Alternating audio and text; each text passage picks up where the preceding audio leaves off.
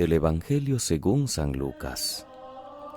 En aquel tiempo se presentó un maestro de la ley y le preguntó a Jesús para ponerlo a prueba: Maestro, ¿qué tengo que hacer para heredar la vida eterna? Él le dijo: ¿qué está escrito en la ley? ¿Qué lees en ella? Él contestó: Amarás al Señor tu Dios con todo tu corazón y con toda tu alma, y con todas tus fuerzas y con todo tu ser, y al prójimo como a ti mismo. Él le dijo: Bien dicho, haz esto y tendrás la vida. Pero el maestro de la ley, queriendo justificarse, preguntó a Jesús: ¿y quién es mi prójimo? Jesús dijo: un hombre bajaba de Jerusalén a Jericó. Cayó en manos de unos bandidos que lo desnudaron, lo molieron a palos y se marcharon dejándolo medio muerto. Por casualidad un sacerdote bajaba por aquel camino y al verlo dio un rodeo y pasó de largo.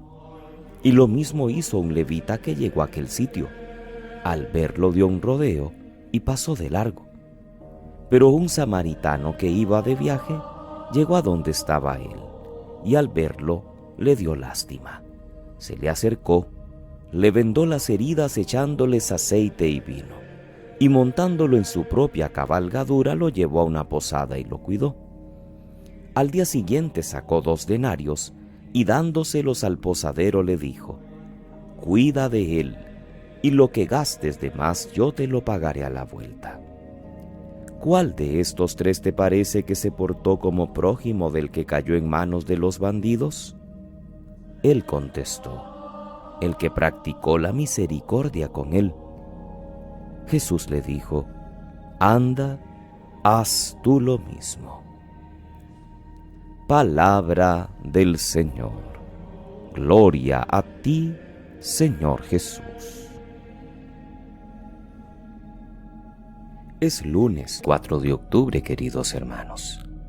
Celebra la Iglesia hoy la memoria de San Francisco de Asís, uno de los santos más queridos y más conocidos en nuestra Iglesia. Francisco nace en Asís, una ciudad de la Umbría italiana, en 1181-1182.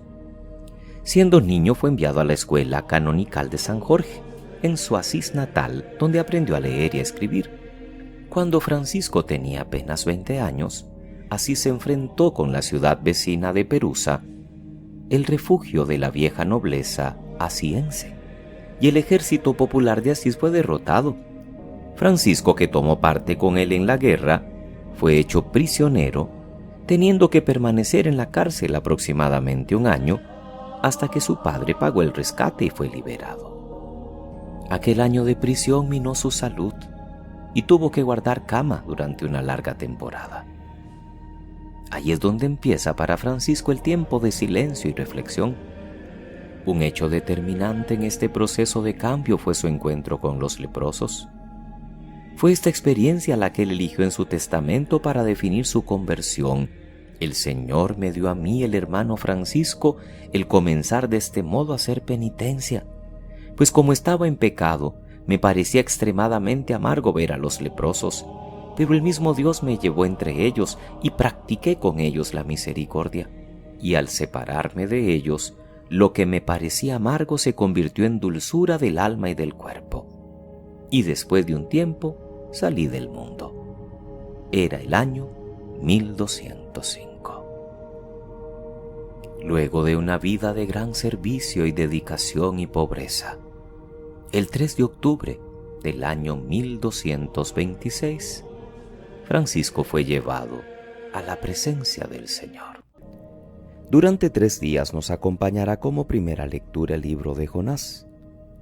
No es un libro histórico en el sentido estricto de la palabra.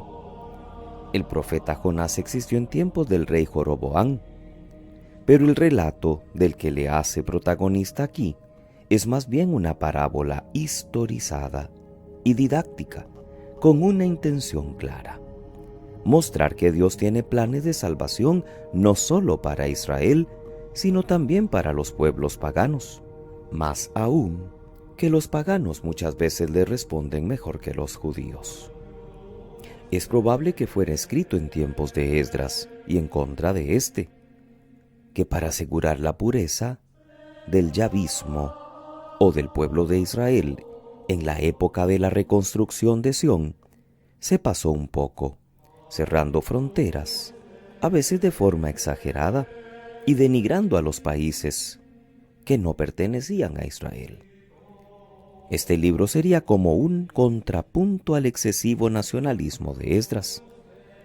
Y con esta edificante historia, todos los paganos que aparecen son buenos, desde el rey de Nínive y sus habitantes hasta el ganado, pasando por los marineros del barco e incluso el animal del mar, que cumple también su papel en la parábola.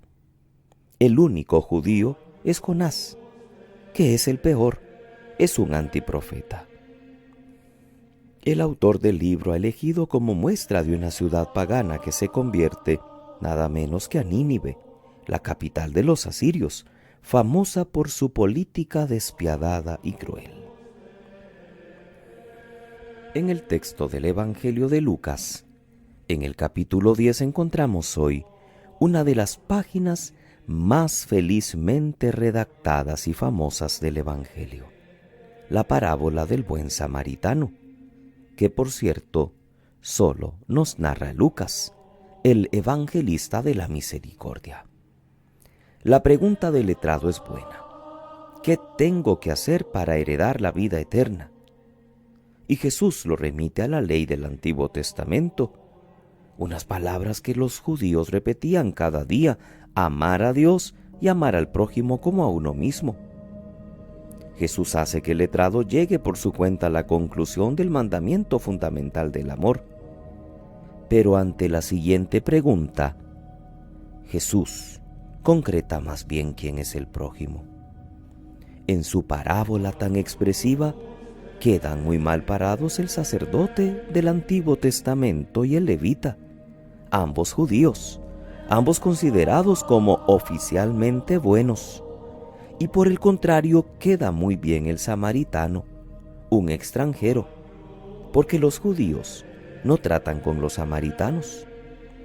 Y ese samaritano tenía buen corazón, pues al ver al pobre desgraciado y abandonado en el camino, sintió lástima, se acercó, le vendó, le montó en su propia cabalgadura, lo cuidó y pagó en la posada, prometiendo que volvería, y todo ello con un desconocido.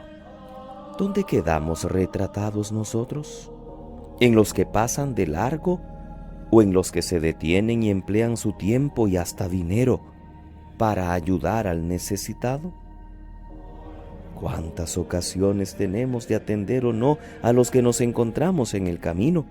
Familiares enfermos, ancianos que se sienten solos, pobres, jóvenes, drogadictos, muchos de ellos buscando consuelo y redención.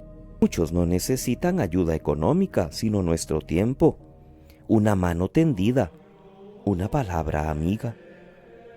Al que encontramos en nuestro camino es, por ejemplo, un hijo en edad difícil, un amigo con problemas, un familiar menos afortunado, un enfermo a quien nadie visita. Claro que resulta más cómodo seguir nuestro camino y hacer como que no hemos visto, porque seguramente que tenemos cosas muy importantes que hacer, que no nos detenemos en el camino, que no nos preocupamos de ese indigente que quizás tiene días enfermo y nadie ni siquiera le ha preguntado si tiene agua, si tiene hambre, si tiene frío, si tiene algún medicamento. ¿Cuántas veces nos cruzamos de acera para no ser molestados, para que no me pidan una limosna, para no sentir el olor incómodo de aquella persona que está sucia, que necesita cambiarse de ropa, que necesita ser atendido? Nos seguimos comportando como el sacerdote y el levita, y poco hemos aprendido a ser como el buen samaritano, que en realidad es reflejo de Jesús, porque Él es el buen samaritano por excelencia. Él no pasó nunca del lado de uno que le necesitaba sin dedicarle su atención y ayudarle eficazmente. Va camino a la cruz, va a entregarse por todos y nos enseña que también nuestro camino debe ser como el suyo, el de la entrega generosa, sobre todo a los pobres y a los marginados. La voz de Jesús suena hoy claramente para nosotros. Anda, haz tú lo mismo. También podríamos añadir, acuérdate de Jesucristo, el buen samaritano, y actúa como Él. Que pasen muy feliz lunes, queridos hermanos. Que Dios les bendiga.